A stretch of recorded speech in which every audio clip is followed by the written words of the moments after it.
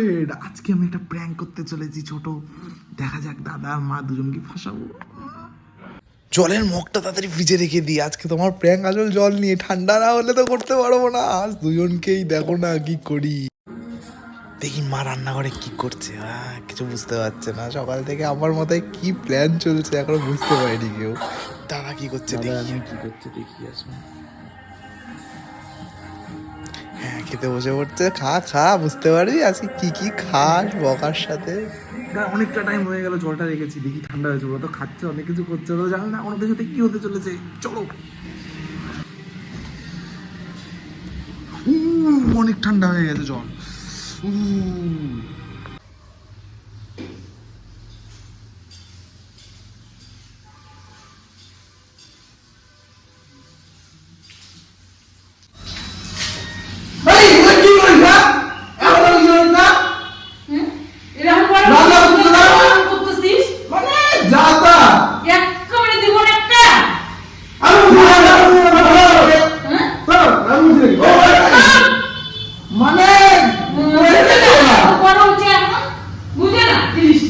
বেশি বেশি হয়ে গেছে গা, এত বড় হচ্ছে তাও কিচ্ছু বুঝে না।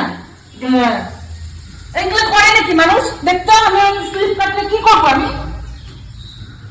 রানি বসছি বেশি বেশি করতে লাগে, এত বড় হয়ে গেছে, বড় হচ্ছে না বুঝে না কিছু। মোবাইল টিপতেছে, গার্লফ্রেন্ডের সাথে কথা বলতেছে।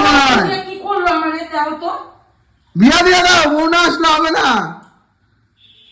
মানে এত বড় হাসতেছে, দেখো না কইরা হাসতেছে।